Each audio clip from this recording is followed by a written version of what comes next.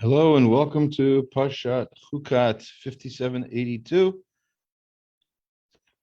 A very major, important parsha. A lot of things happen, and there's a lot of commentary on quite a bit of it. And obviously, we're not going to be able to get to all of it, and that's okay. What we can learn, and hopefully we'll go back to it in future classes with more details and more to say. Meanwhile, though, let's get a quick summary of what the parsha is about. It starts off with the laws of the aduma. To be very brief with it, there's a perfectly red cow. And last year we went into some detail about all the different parts of the ceremony. It's a perfectly red cow. It's a certain age. It hasn't been worked, and it is slaughtered. And there's a whole ceremony. Its ashes gets burnt, obviously. Then it has ashes. Those ashes are mixed in with other things, and then that is the point of the ceremony. That's not even a ceremony yet. That's how you prepare the ceremony. Just one ingredient of it, and then in the ceremony is to remove from oneself the greatest, the strongest of all tumot, of all impurities, to call it, lack of a better translation. The strongest impurity is that of death, and nothing can remove that tuma of tumat mate. That's the strongest possible tuma, and the only way to get rid of it is by having the ceremony. You have to go through it twice, on the third day and on the seventh day, and then that night, the somebody who was impure can now do the things that somebody can do when they are pure, which includes going to the temple, bringing sacrifices, etc., or eating, in the case of a Kohen, and eating truma. Okay, so that's the aduma. That entire process, that entire ceremony is described in this week's parsha. Right after that, and a lot of commentaries question why this is right after, but we have the death of Miriam. Right, Miriam dies, and the Jewish people mourn. And aside from mourning, there's also something else that happens when Miriam dies, and that's the Jewish people lose their access to water, because the water that the Jewish people were drinking in the desert came from something called the Be'er Miriam, the well of Miriam. It's a miraculously transported well of water that followed the Jewish people, and that water, because the water was there in the merit of Miriam, and since she died, the Jewish people no longer had access to the water. And so what happened was that they got thirsty, as happens when you don't have anything to drink. L'chaim. That's not Miriam, but still, it is Mayim. And I said the bracha before, in case you're wondering. The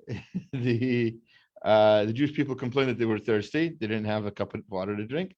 So the Moshe had to figure out what to do. And Hashem told him to take a staff and to speak to a rock. And instead of speaking to the rock, he hits the rock. He calls the Jewish people Morim, which we've been translating as rebels. Rashi says that was his sin, that he got angry with them. And because of that, Moshe is punished. And Aharon is punished, because Aharon was with Moshe at the time, and he didn't stop him. I guess that's the common explanation. And whatever the case may be, both of them are punished. Neither of them are allowed to go into Eretz Yisrael, which is, by the way, where they're about to go. What I hadn't mentioned, which is probably worth mentioning, is that Miriam's death, which followed, as I said, the laws of the aduma, were probably 38 years later after the aduma. So there's a 30, like we've been going like day by day throughout the entire Torah, from the time of the Exodus from Egypt till about the beginning of this parsha, and then bam, 38 years later we have the death of Miriam, and then the sin of Moshe and Aharon. Therefore, the death of Moshe, not Moshe. Moshe didn't die yet, but Aharon dies. Eliezer becomes the new Kohen Gadol, and right after that, because we had a group of clouds, like a force field of clouds surrounding the Jewish people when they walked through the desert. So those clouds disappeared because they were there in the merit of Aharon. So immediately the nations that felt threatened by us came to attack, and at least Amalek, dressed up as Canaanim, according to Rashi, attacked, and the Jewish people fought them back. The Jewish people complained then about not having the man, and at that point, Moshe doesn't know what to do, and Hashem says, "You know what? Create this giant copper snake thing." Actually, he tells them a snake thing. Moshe decides it should be copper. He places it up. It's not avodah zarah. It's not. It isn't the snake that saved the Jewish people. So when the Jewish people looked up at the snake and then realized that they were speaking lashon hara, which is represented by a snake, and then they looked higher up, they realized that they should be doing the right thing and listening to Hashem. And when their hearts and minds were up above, that's when they were healed and were no longer being attacked by snakes. The miracles came back. They had the Miriam came back. The clouds came back, all in Moshe's merit, according to the Talmud. The last thing that happens in the parsha is the battle, the fighting with Sichon and Og, two nations of giants, really, two races of giants that seemed impenetrable, and then the Jewish people were able to defeat them with the help of Hashem. And that's pretty much where the parsha ends in terms of like the general picture of the parsha. And then next week's parsha, we'll get into one other nation that was threatened by the Jews and how they dealt with it. And but before we get to Parshat Balak, let's get right into the parsha in depth. We're going to do our famous deep dive, famous at least among some. There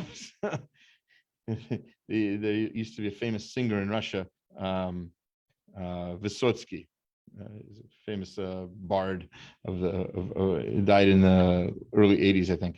Either way, so there's a famous phrase that they used to say about him. He's world famous in Russia. So we too will have our world famous shir for our small group. Okay, all right, so listen, it's going to be on YouTube, so maybe it'll become famous for others. As long as people are learning, as long as they have a source of Torah, Baruch Hashem. Okay, let's start with talking about the aduma. Right, the aduma is complicated, and there's a lot to say on it, and God willing, I'm not really prepared for it quite yet this year. Maybe next year we will talk about in greater detail. We'll talk about what the aduma really means. There's a lot of depth, a lot of meaning to it. It's not an easy thing to just talk about. Rav Hirsch in his commentary has something like I think about 20-page essay in his commentary. Never mind, he's got also other writings on the topic. In his commentary itself, he has something like 20 pages essay just on the aduma and what it represents and everything. And hopefully, God willing, maybe next year I'll try to prepare myself to summarize that in some effective way. By the way, if you're wondering why we're in the foyer of the shul, it's because the air conditioner here works. So we're just trying to be more comfortable, right? Okay, so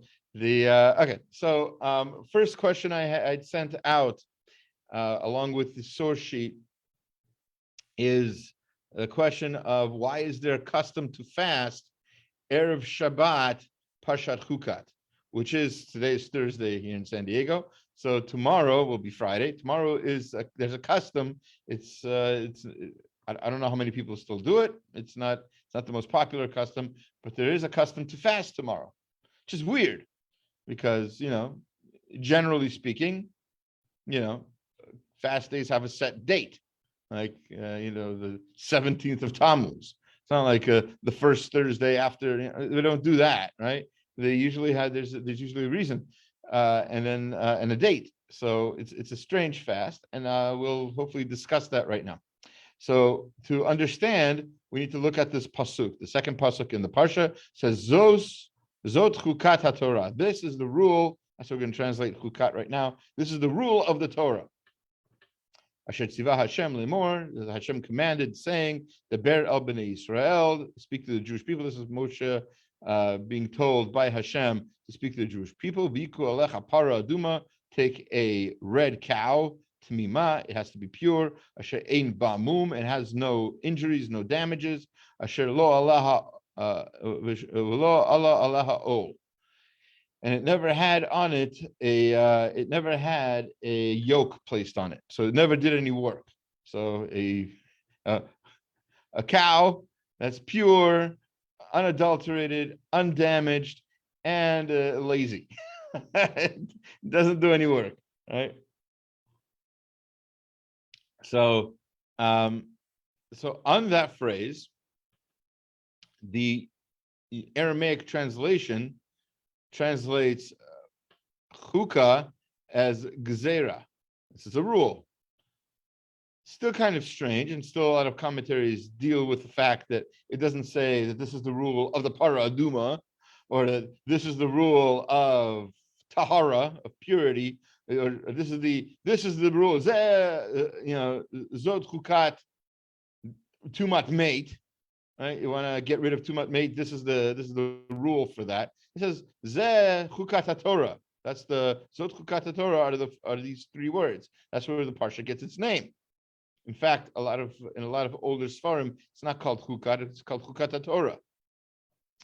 And again, dag gezerah oraita means this is the rule of the Torah. Now, the Shulchan Aruch in Tuf Kuf Pei, that's 580 in the very beginning, has a whole list of different dates that are considered fast days that are not mentioned in many other places. It's not this isn't Tisha B'Av, this isn't Sheva Asar B'Tam, Sheva Asar B'Tamuz, it's not Asar B'Tevet, these are random days that certain communities had certain bad things happen to them. Elo Hayamim Hayiru Bahem. So these are the days that the different sarot happen lavatenu.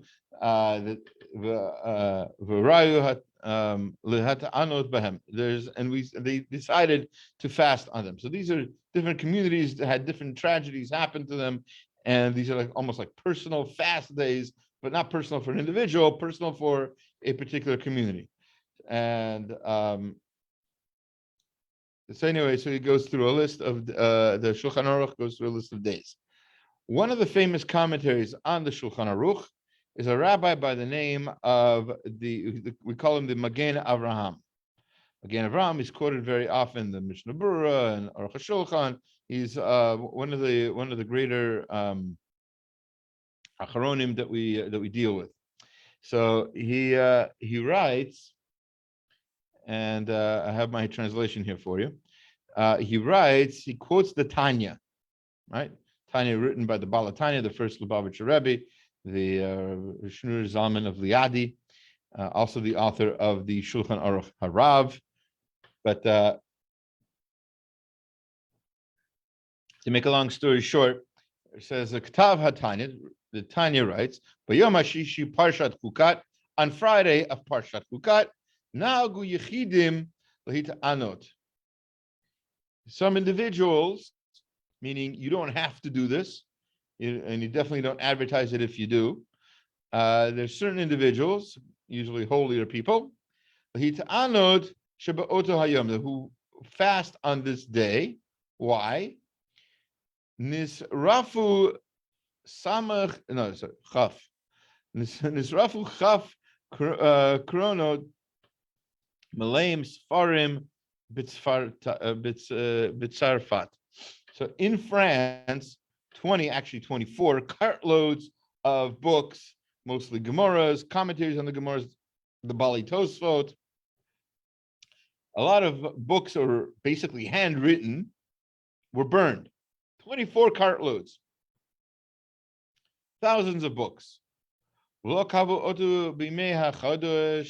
this wasn't given a particular day, like this happened on a particular date, right? This happened. We know the year. I think it was 1245, something like that. King Louis the ninth, or is it the 19th? Oh, one of them. One of the King Louis, right? This is the one who Saint Louis was named after, Saint Louis. That place is named after this terrible guy, Saint Louis, who was called a saint because one of the things he tried to do was he tried to make France a completely strongly religious Catholic country. And to celebrate, to do that, they tried to get rid of all kinds of literature that didn't fit with the Catholic doctrine, including the Talmud.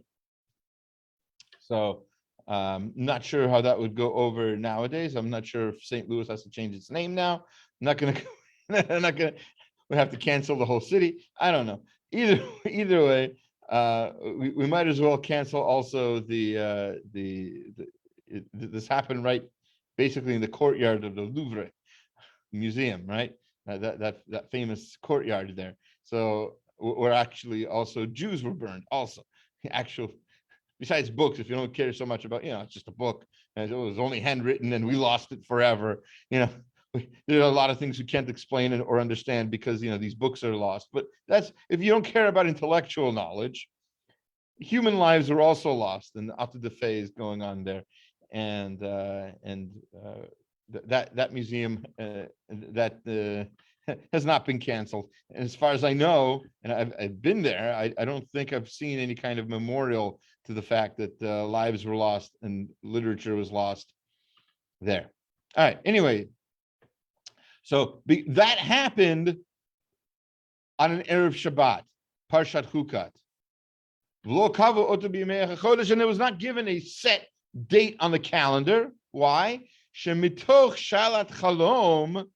They asked then a shailat halom. They asked the question, a dream state question, which is I wouldn't say common, popular thing to do, but it is something that is definitely a well-known sort of Kabbalistic method for figuring out difficult situations, why certain things happen, et cetera, et cetera. People don't usually do it so much nowadays.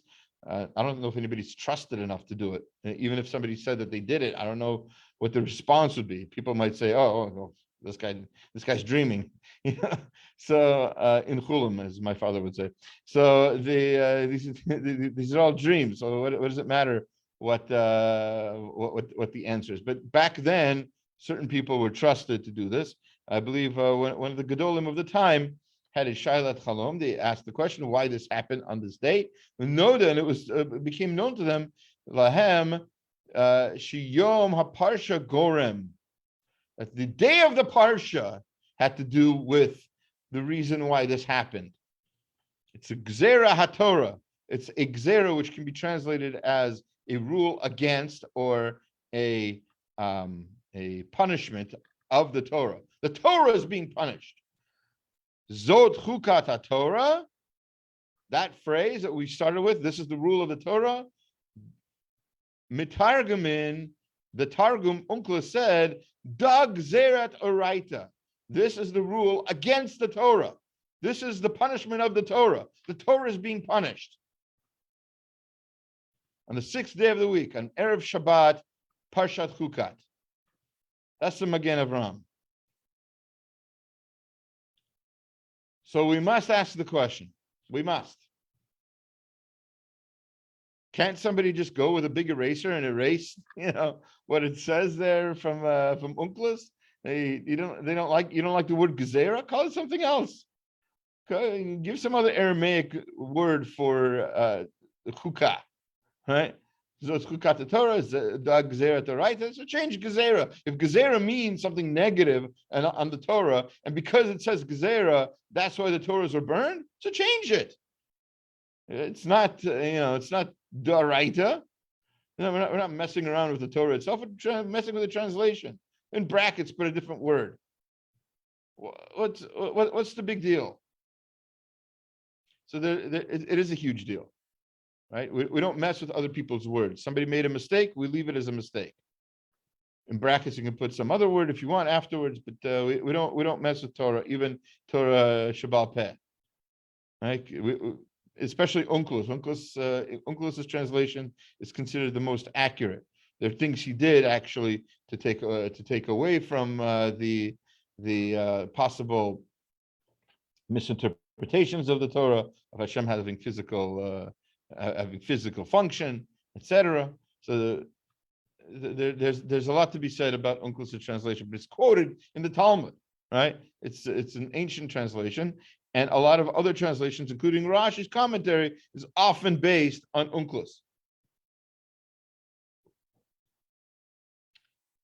Fascinating story. We're not going to go into that now, but the fact that it says Dag Zeret Oraita isn't the reason why the Torah is being punished. It isn't because he used those words. He used those words for possibly prophetic reasons. In other words, the Torah is getting punished. It's taking the brunt of the punishment we should be getting. We deserve a punishment, and instead Hashem says, I'm not going to hurt my people. I'll hurt the Torah, my Torah, my holy, beautiful Torah. I'll hurt that instead. Just like we're going to be commemorating soon the destruction of the temple, and as terrible as that is, and obviously it's terrible, we're going to be crying all day on Tisha B'Av about it. God, unless something happens, God willing. But as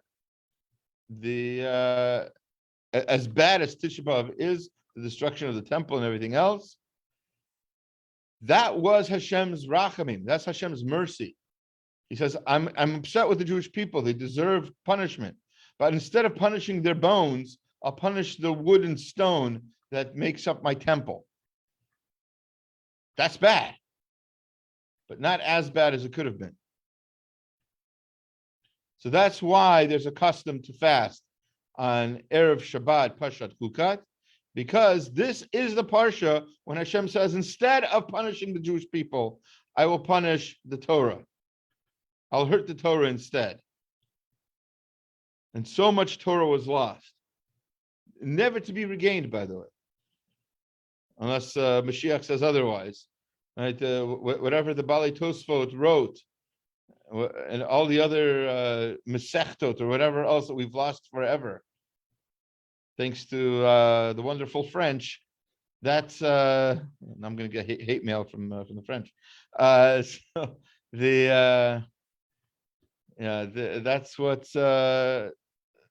that's what's going to keep us alive, is remembering these kinds of days and learning more Torah on these days, and some people fasting. Okay.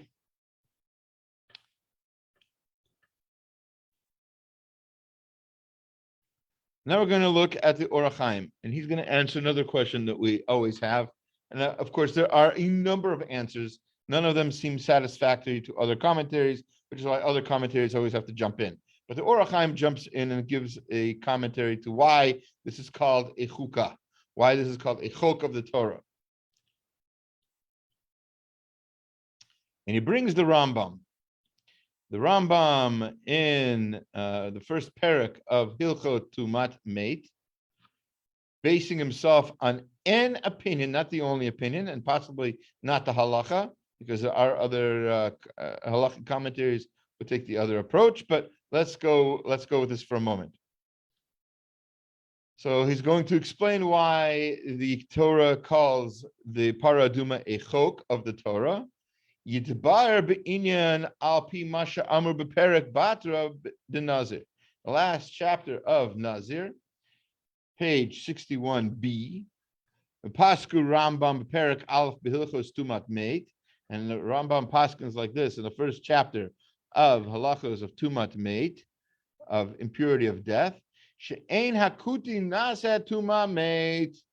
A kuti, which is basically a slang, which it was a kind of Jew, a Samaritan who lived in Israel at the time of Chazal. There's definitely a question about whether they had converted, but they seem to have converted for improper reasons, and also there seems to be evidence that they were serving idols. And so, yeah. And so they're basically, it's a slang term for basically a Gentile. So a Gentile, they say, the Gemara, one opinion, the Gemara and the Rambam Paskin is like this, does not have too much mit, does not exude any of this impurity of death. V'zeloshono she'im naga b'meit o naso o ha'ahel alav harehu kamo shelo naga ha'lamaz aduma lebehema shenaga adkan. So a human being who dies conveys too much mate to people who touch him. And there's an opinion in the Talmud that rule only applies to Jewish dead people, and not just touching, but carrying, going into the same room as, etc., which why Kohanim have a difficult time becoming doctors, because they have to go into rooms where there are dead bodies. They have to work with cadavers, etc. Part of their training, they need to, know about the body, etc. And they need to help sometimes, or if sometimes it's too late to help, and they have to explain why. Anyway, that's not for now. So, so the dead body of a non-Jew, according to the Rambam and according to that opinion of the Talmud, is not does not carry with it this impurity. And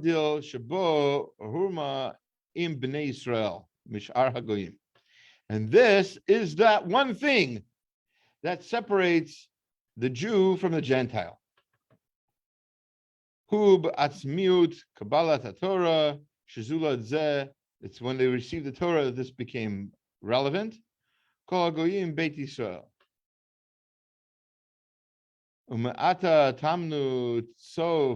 Dvash Amriko B'Masha Amrzot Chukat Torah Pirush Chuka Zu Shel Tuma. So again, and we've talked about this in one of the first classes we ever gave in the shul, and that's our class on racism, a series that we did in the Know What to Answer series. There is no physical difference, not a genetic difference, not a biological difference between a Jew and a non-Jew. We are a people of converts. Let's not forget that. So even if you think, oh, well, we have one, we have one gene that's going to be passed on from generation to generation, and that's what makes us better with business. That's what makes us smarter. That's what makes us handsome. All of that. None of that is actually true, right? Because plenty of people have converted in and might not have that gene. It's the Torah that makes us smart. It's the Torah that makes us holy. Keeping the Torah is what makes us holy and smart. You're not keeping the Torah, you're not holy, you're not smart. Oh, I take that. I should take that. I deserve hate mail for. Keeping the Torah is obviously a step-by-step process, and the more you're doing it, the better off, et cetera, et cetera. But that's a class of its own. But all of the greatness that we attribute to being Jewish, or other people attribute to Jewishness, none of those are true without Torah. None of those are true without the Torah saying so, even. Right? So that's why, says the Orach Chaim, this is called Zot Chukat Torah. This thing, this one thing, this is what makes it so that the Torah is special. This is the thing that makes it so that Jews are different than non-Jews. We're not better, we're different. And what makes us different is this, that there's a tuma that we have because somehow connected to having Torah that non-Jews don't have because they don't have Torah.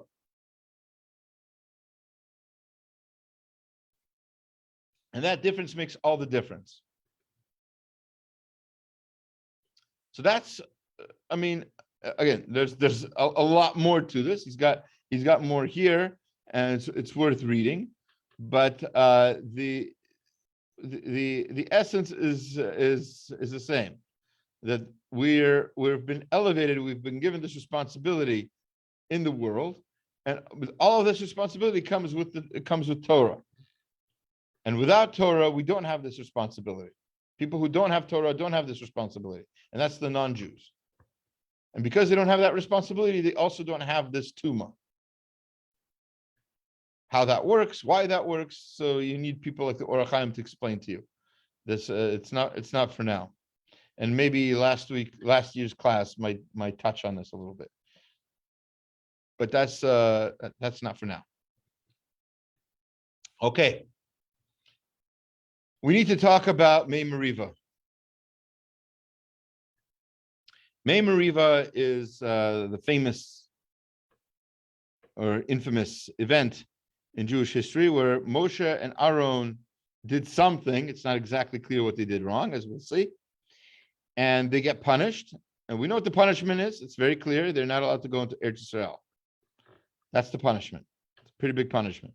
That's clear. That's in the verses. That's in the Torah 20, chapter 20, verse 21 of Bamidbar. So, chapter 20, verse 12.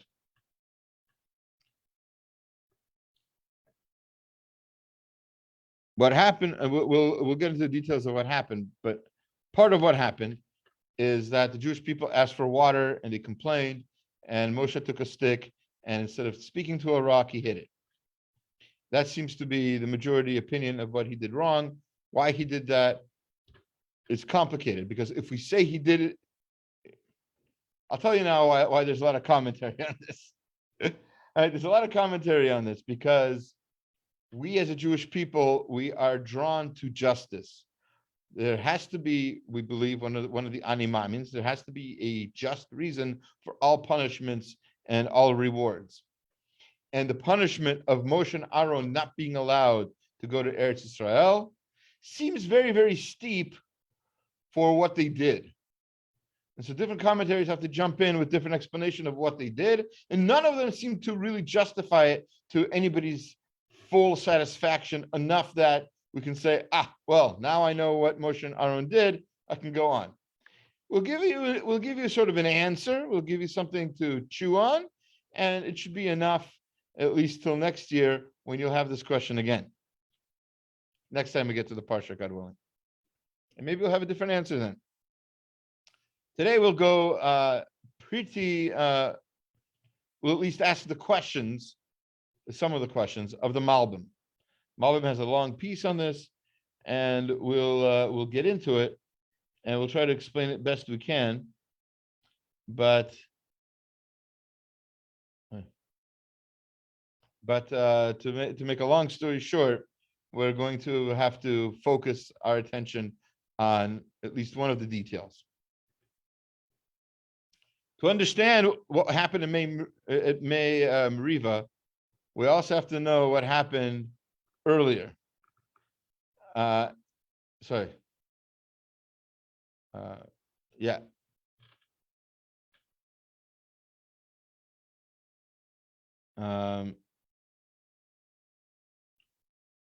Yeah, to understand what happened there, we need to look at another earlier incident where a similar thing happened. We're just going to read it real quick.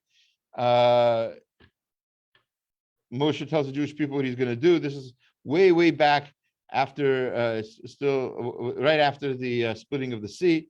Jewish people travel and they don't have water and they're thirsty and they complain. He says, Moshe asks Hashem what to do, and then he tells the Jewish people, Sham al Hatzur, I'll be standing next to the Tzur. Tzur is a word for rock.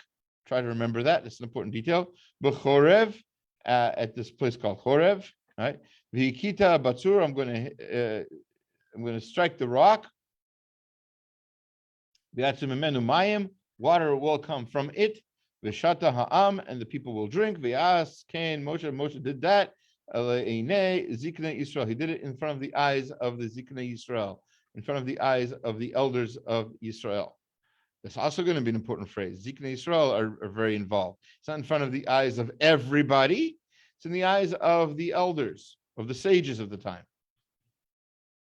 V'ikra, and we called Shema Makom Masa Meriva, and we called the place Masa Meriva, Al Rib Ben Israel, because Riv comes from the word argue or contend or rebel, and because the Jewish people rebelled there, Al Nisotam et Hashem Lemor Hayesh Hashem B'Kibenu Im Ayin, and they asked whether Hashem is among them or not. Okay, now let's fast forward to our parsha. And we're going to have to look at a lot of verses. So I think the best thing to do is to read through them real quick and translate them as best we can, and then see the Malbim's questions and try to answer at least some of them before it's too late. And then we have one other comment we want to deal with on a different topic. See if we have time for that. God willing. Oh boy. Yeah. So that's the Malbim. Okay, yeah. Okay. Hashem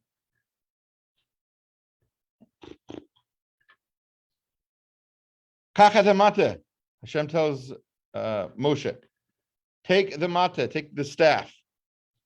V'hakel et ha'edah, gather the edah. Notice it's not Ziknei Yisrael, it's edah. And it's not kahila or anything like that. It's not kahal.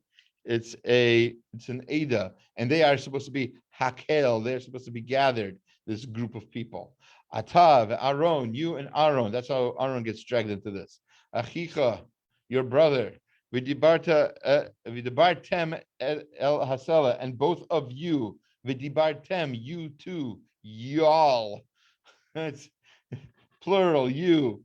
Speak to that sela, not a tzur as before. It's a sela now. It's a different kind of rock, as we'll see. In front of their eyes. In front of whose eyes? The Ada, everybody. V'natan meimav, and it will give its water. Meimav. This is going to be another question of the Malbim asks. Why does it say meimav here? And then in just a moment, it's going to say v'hotzei talahem mayim. And then it will give out water, min hasela, from the sela. V'ishkita et haida, the Eda will drink et bi'iram. Them, they will drink. They and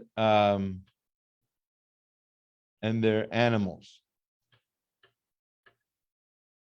Vikach Moshe et hamateh. Moshe took the staff, milfei Hashem kasher tzivahu. He took the staff from before Hashem as he was commanded. Good. So far, so good. And according to Orach Chaim, that's where that so far, so good ends. From this point on, it's not kasher tzivahu. It's not like he was commanded. V'yakilu Moshe ve'Aharon et hakahal. Moshe and Aaron gathered the kahal, not the Edah. Malbim is going to point that out. El pnei hasela, to the face of the sela, not tzur, sela still. V'yomer lahem shimuna hamorim. Listen, you all morim, which is usually translated as rebels. Here you'll see the Malbim translates morim differently. Translates it from the more common translation that we have for mora or more. What are these words? Mora, our teacher. Morim, our teachers. Listen, you teachers. Why is he calling the Jewish people teachers? Amin hasela hazeh notzi lachem mayim. So whether this is a question, I'm not sure, or whether it's a statement. From this rock, we will bring out for you water. Again, plural, we. According to other commentaries, including Rabbeinu Hananel, This is what Moshe is punished for. We're saying we're going to do it, whereas that's not the case. Hashem does it, and Moshe and Aharon are just the conduits for the miracle. One moment, please.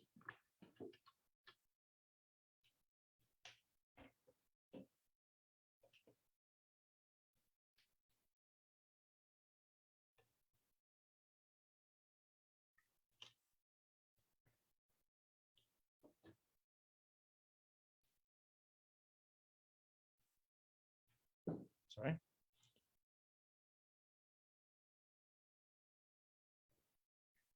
Yeah. Okay. So they are just the conduits, and it seemed like they were taking credit for the miracle, which is what Rabbeinu Hananel says is the problem. He quotes earlier incident in the Torah where the angels who helped Lot escape Sodom, or they are the Midrash says that they are punished because they said we will save you or we will bring destruction upon Sodom. It's not them; they're not doing it. It's Hashem doing it. All right. Anyway, not for now. But as I said, there's a lot of depth to this incident. You see lots of different commentaries jumping in because nobody's really satisfied with any one answer. Hopefully, this is going to at least begin to satisfy you. Where Moshe et yado, Moshe stretched out his hand. V'yech et hasela b'matehu. He yeched it.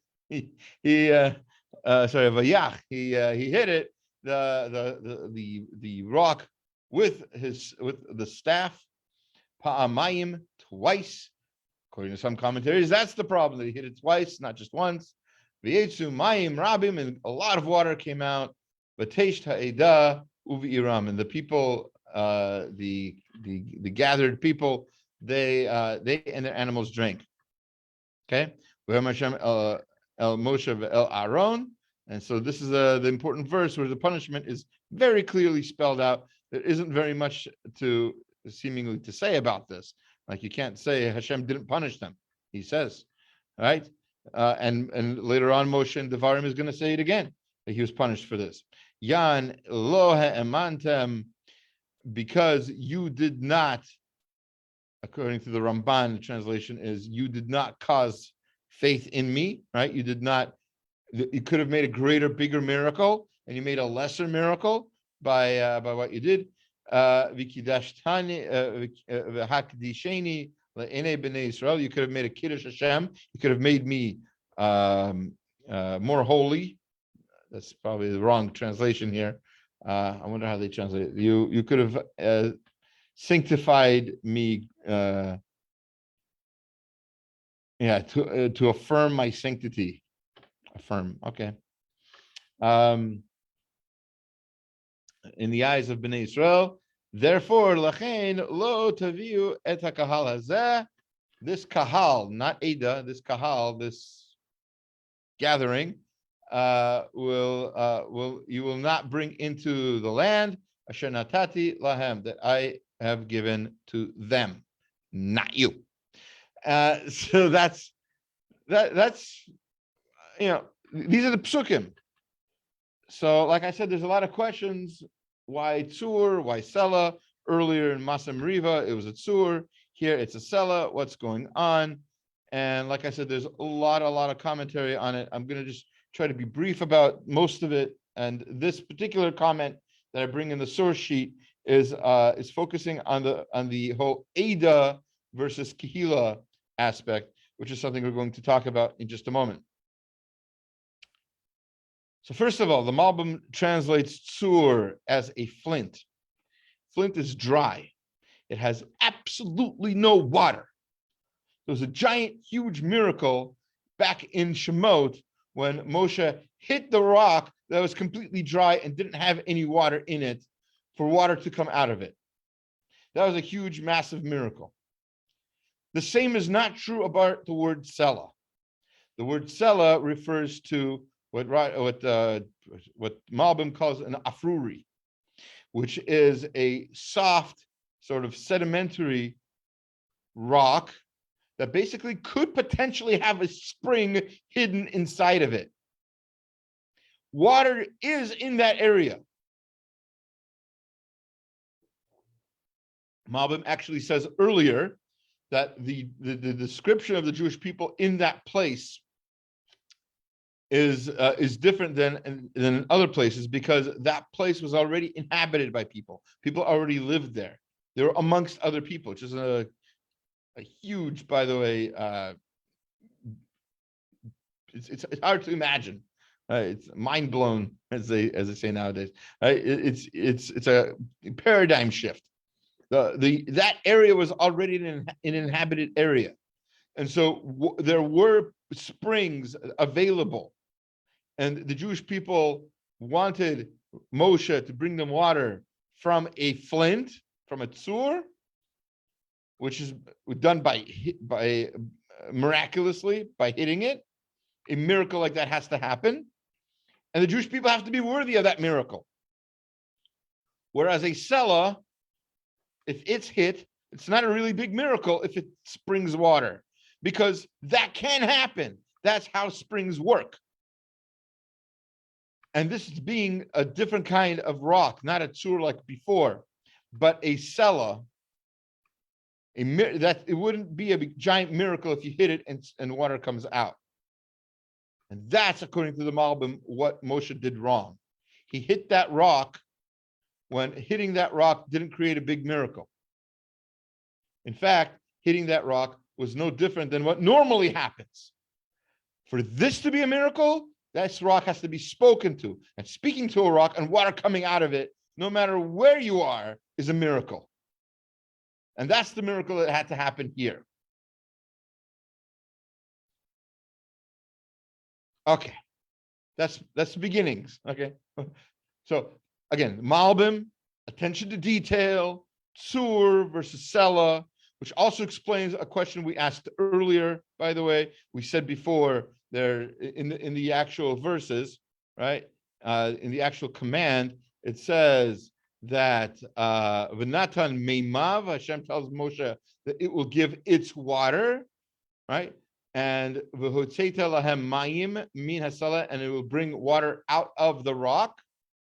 Why meimav? Meimav means it's water, because a sela can physically, normally, organically have its own water. That's a normal thing. And for water to spout out of a rock that has water in it isn't a giant miracle. If you just hit it and it breaks open and water comes out of the water that's in the rock. For it to be a big miracle, the kind that Hashem wanted it to be, and for the Jewish people had to deserve, for that to happen, you need to hit. You don't need to hit it. Hitting it is not a miracle. You need to talk to it. And that would make the miracle. So why didn't Moshe do that? Why didn't Moshe make the biggest possible miracle? Why is he and Aharon punished? It's because of another very important word that I've been hinting at all along, and that the Malbim latches onto, and it's this word, Eidah and Kihila. Eidah, as he explains here, comes from the same shoresh as the word moed, which is a set place, a set time. And Eidah is organized. In Eidah is a set, defined group. That being the case, and with the people complaining, in Moshe's mind, the group that we were talking about is a set group, not everybody, not the Eidah, which is a gathered mass of people, right? The masses, right? The rabble, right? That's an Eidah. Sorry, that's a Kehila. So Moshe was supposed to gather them, yes, but he was supposed to gather, in particular, Moshe thought he was supposed to gather the Zekanim, because that's who he gathered before. And in Moshe's mind, according to the Malbim, they are the ones who deserve the miracle like that. They could take a miracle. They could accept the kind of miracle where just talking to it, the rock, will create this kind of miracle that water will come out. But the Jewish people in general, the masses, according to Moshe, didn't deserve that. And that's why he calls them morim, calls them teachers. You guys are teachers. You're teaching the teachers. Where's the Ada was supposed to gather? Where's the Zakanim? Where's the Sanhedrin that's supposed to watch and see this miracle happen? I don't see them. I can't talk to the rock in front of them if I don't see them. I see everybody else. This is supposed to be a limited group. This is supposed to be an Ada, not a Kehila. Look who came. Everybody. Every Tom, Dick, and Harry came here today. I don't want you here, Morim. I don't want you teachers here. I want the Ada. And that's what makes him upset. And that's why he thinks these Jewish people are not worthy of this bigger miracle of speaking to the rock. And that's why he hits it. Or twice. He hits the rock, and that's why the miracle isn't as big as it could be. And that was his mistake. Here's the problem with explaining the mistake. And the problem is, as usual, once you explain the mistake, you go to yourself, you think to yourself, Taka right. He should be upset. He was supposed to get the upper echelon, the greatest of the Jews. And everybody else comes. So they're not really worthy of the miracle. Why is Moshe punished? He was right, wasn't he? Well, maybe he was wrong. Maybe the Jewish people, as bad as they were, deserved the miracle. Maybe sometimes miracles happen not because you deserve it, but because you need it. And of course, miracles, even when you need them, you have to still be worthy of them. But maybe they were worthy, and Moshe misjudged them. And it wasn't up to him. Hashem said to gather everybody. Gather everybody. Don't make distinctions. They're, the upper class, lower class, middle class. We don't. Everybody. Gather everybody and see what happens.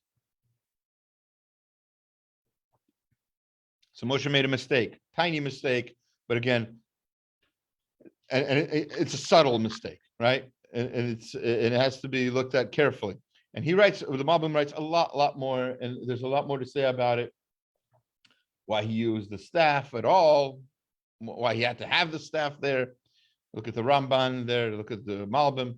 Maybe we'll deal with it in more detail in the future years. And if you really want a beautiful explanation of this Malbim, beautiful, try to find Rabbi Emanuel Bernstein, 5778. It's on the OU site. Beautiful explanation. Again, Rabbi Emanuel, not his father, Rabbi Isaac Bernstein, Rabbi Emanuel Bernstein, 5778. So that's like 4 years ago now. He has a beautiful explanation of this part of this Malbim. Definitely worth a listen, even if you think you understand it from me. Yeah, it's worth another listen. Now, the next, I don't know how much we can get into, but we're going to do our best.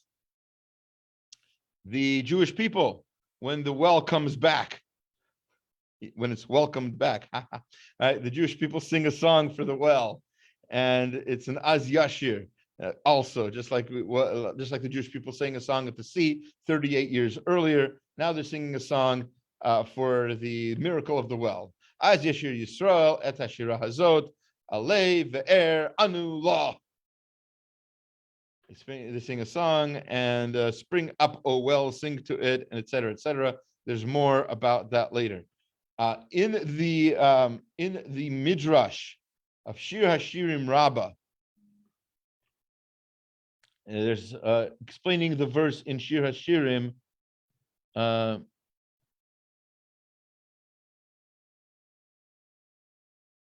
Explaining the verse in Shir Hashirim, it says, Mayim Ganim Be'er Mayim Chaim, which translates as a garden of spring, of a well of fresh water, flowing streams from Lebanon. This is Shir Hashirim 4:15. So the Midrash there quotes Rabbi Yochanan, who says that in the Torah itself, it says Be'er, which means well, 48 times.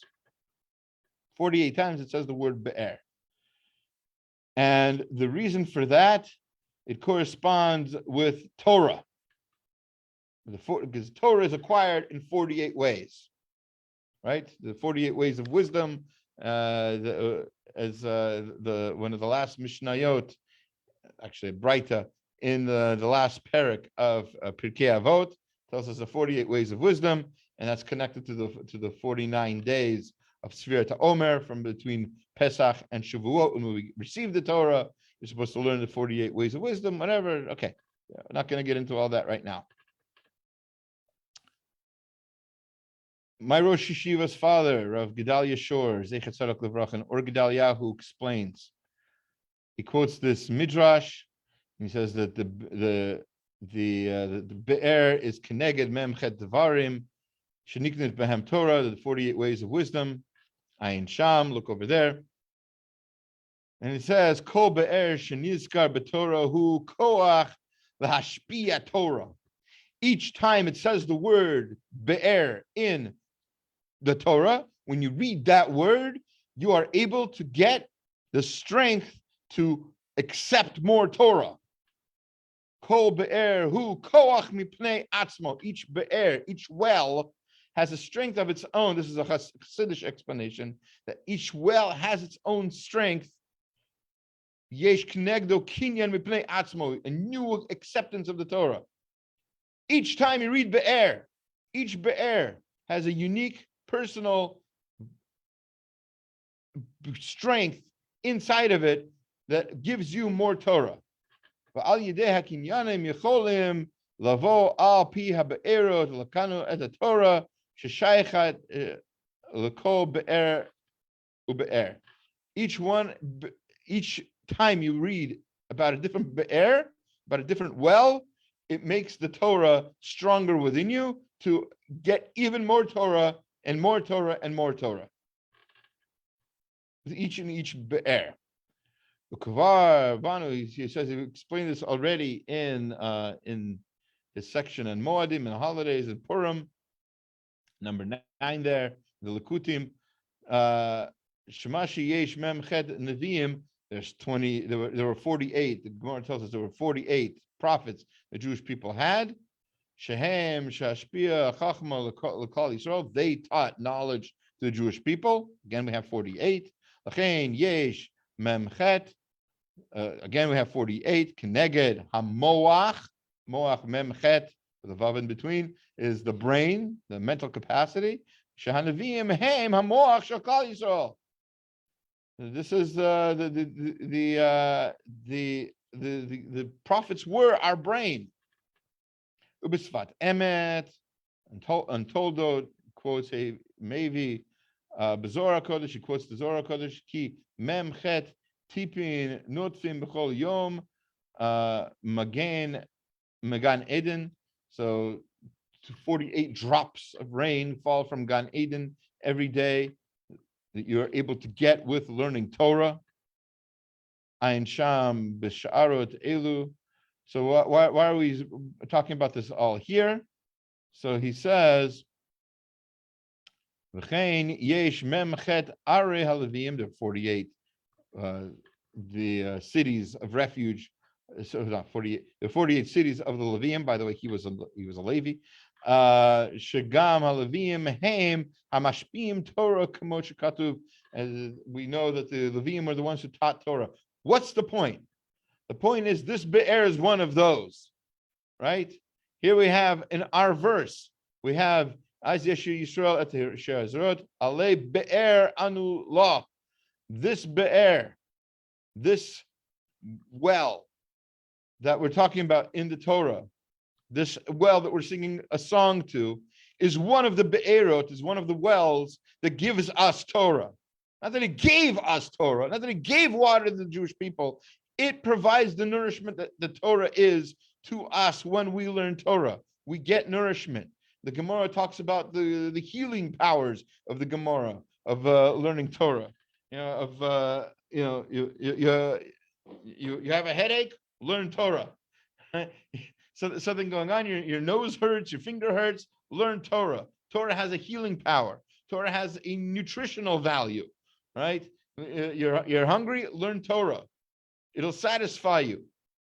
There's a power in the Torah to do these things.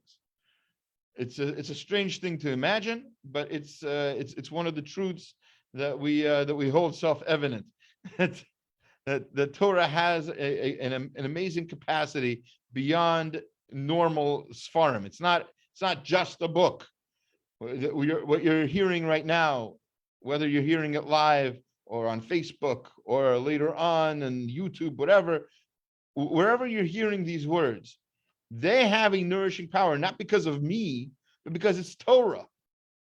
Torah sustains. Torah has that greatness that no other book can do for you, right? Not Leo Tolstoy, not Dostoevsky, not Mark Twain. As great as they might have been, and as great reading as they might be in the bathroom, they cannot have the same power that the Torah has.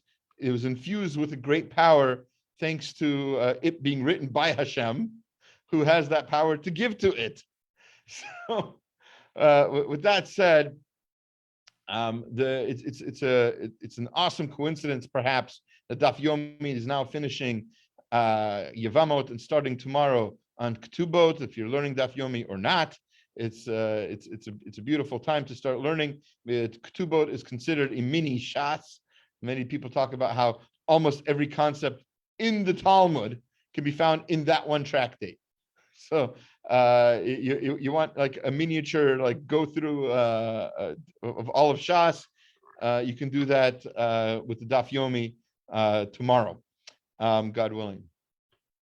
And it might not be a coincidence. We started with talking about Torah. It says Zot Chukat Torah. We conclude our class talking about Torah, and it should be an awesome opportunity, whether this class, obviously, or in our summer schedule now, or other classes. There are a lot of opportunities to avail yourselves of really legitimate, beautiful Torah online, in books, in magazines, and so avail yourselves of classes. So avail yourselves of the Torah that we have, and that should be a wonderful zchut for you and for all of us. I'm going to stop the live feed to Facebook.